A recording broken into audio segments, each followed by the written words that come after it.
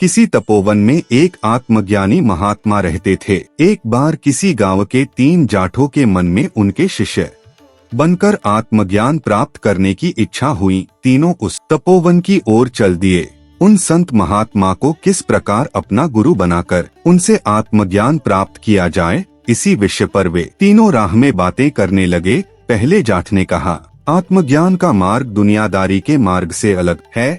मैं तो जाकर महात्मा जी के पैरों पर गिर जाऊंगा और उनके पैरों की धूल अपने माथे पर लगा लूंगा। अगर इतने पर उन्होंने मुझे आत्मज्ञान का उपदेश कर दिया तब तो ठीक है ही, नहीं तो मैं उनके आश्रम के द्वार पर यूं ही बिना खाए पिए रोता पुकारता पड़ा रहूंगा। कमीनक भी उन्हें मुझ पर दया आएगी ही और इस मेरी भक्ति को इतना पक्का देखकर मुझे आत्मज्ञान का उपदेश दे देंगे। दूसरे जाठ ने कहा, भाई तुम्हारी बात कुछ तो ठीक है, पर उसमें एक बात जरा धोखे की है। संतों के दरबार में रोने बोने की महिमा बहुत बड़ी है और संत लोग दयालु भी बहुत होते हैं, लेकिन भूखे प्यासे रहने की बात ऐसी है कि जब तक सधी और जब न सधी तो न सधी। इसलिए मैं तो महात्मा जी की मिलकर सेवा करूंगा, उनके चरण दबाऊंगा, स्नान कराऊंगा, उनकी हरेक छोटी बड़ी ऊंच नीच सेवा करूंगा और उनका हरेक काम करने के लिए 24 घंटे उनके द्वार पर मुस्तैद रहूंगा। संतों को और क्या चाहिए, वे सेवा से ही प्रसन्न होते हैं।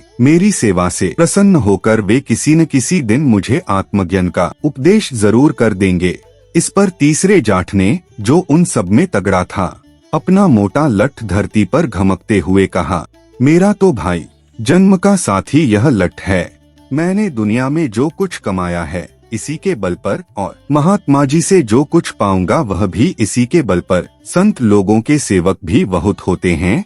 तुम्हें महात्मा जी ने आज्ञा दे दी कि बस करो बेटा, बस तुम आराम करो और दूसरे सेवकों को सेवा करने दो तो तुम्हारा काम तो इस हुकुमबरदारी में ही चौपट हो जाएगा। और महात्मा जी ने अगर तुम्हारे रोने बोने पर तरस खाकर किसी चेले के हाथों एक पत्तल कड़ाह प्रसाद तुम्हारे पास भेजकर तुम्हें हुक्म भेजा कि बेटा रो मत, हाथ मुंह धोकर यह हलवे का प्रसाद पाले, तो तुम भी उनका हुक्म मानोगे ही और तुम्हारा भी असली मामला यूं ही टरकता रहेगा। इन सब से तो भाई मेरा यह लठ नुस्खा ही सबसे पक्का है। पहले जाठ ने कहे, अरे मूर्ख, लठ के बल पर कहीं आत्मज्ञान प्राप्त किया जाता है।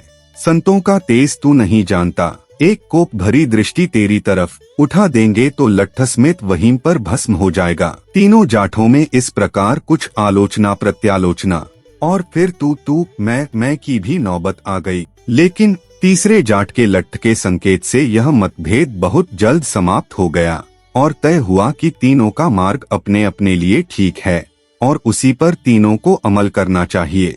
आत्मज्ञान के ये तीनों जिज्ञासु जब महात्मा जी के आश्रम में पहुँचे तब पहला जाट उनके सामने पृथ्वी पर गिरकर फूट कर रोने लगा। दूसरा सीधे उनके पैरों पर हाथ लपकाकर उन्हें दबाने लगा और तीसरे ने उनके सामने अपने लठ का सिरा धरती पर पटकते हुए कहा, महात्मा जी, मुझे आत्मज्ञान चाहिए। आपके पास यह ज्ञान है और मैंने सुना है कि ज्ञान देने से घटता नहीं है, इसलिए मुझे आत्मज्ञान देने में आपका कोई घाटा नहीं है।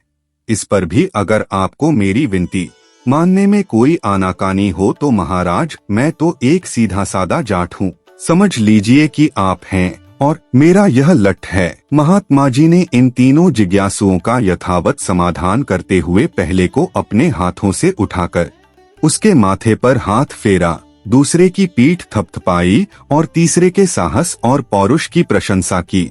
उन्होंने वचन दिया कि यथाधिकार तीनों को आत्मज्ञान देने का प्रयत्न करेंगे। अगले दिन तीनों को बुलाकर महात्मा जी ने पहले जाट की भजन पूजन संबंधी कुछ प्रार्थनाओं और श्रोतों को कंठस्थ कर लेने का आदेश देते हुए उसे उसके इच्छा अनुसार जी खोलकर भक्ति पूजा करने का उपदेश दिया।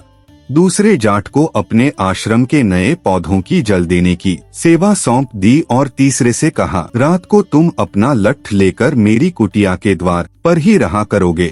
आधी रात के बाद कुछ भूत प्रेत यहाँ मेरी समाधि में विघ्न करने के लिए आते हैं, उन्हें दूर रखने का काम तुम्हारा होगा। रात को इस पहरे के लिए तुम्हें कुछ अधिक जागना पड़ेगा, इसलिए दिन के भोजन में तुम्हें कुछ कमी करनी पड़ेगी।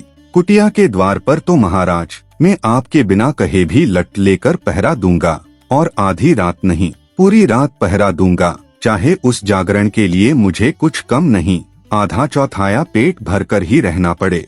भूतों से अधिक तो मुझे आपका पहरा देना है। किसी रात चुपचाप कुटिया से निकलकर आप चले गए तो मेरे हाथ से सारा मामला ही निकल जाएगा। महात्मा जी मुस्कराए और तीनों साधक अपने अपने काम पर लग गए। वर्षों तक यह क्रम चलता रहा। एक दिन सुबह जागने पर पहले और दूसरे जाट ने देखा कि महात्मा जी के आसन पर यह तीसरा जाट विराजमान है और महात्मा जी का पता नहीं है। इस तीसरे जाट के मुख के चारों ओर एक अभूतपूर्व तेज की किरणें सी फैल रही हैं। उसने इन दोनों जाठों को संबोधित करते हुए कहा, मेरे प्यारे बच्चों, आत्मज्ञान की सिद्धि पुरुषार्थ से ही होती है, किसी से भीख मांगने या अविचारपूर्ण मनमानी सेवा करने से नहीं। कोई किसी को कोई वस्तु दे नहीं सकता। प्रत्येक व्यक्ति अपने पुरुषार्थ से ही सब कुछ पा सकता है। महात्मा जी ने मेरे विवेकहीन पुरुषार्थ को बाहरी टुटपुंजिए धनियों की ओर से मोड़कर मेरे विवेक पूर्ण पुरुषार्थ को मेरे भीतर के ही महाधनिकों को लूटने की ओर प्रवृत्त किया। मैंने अपने भीतर के शत्रुओं को पराजित किया और भीतर के ही खजाने को लूटा। मुझे आत्मज्ञान की प्राप्ति हो गई।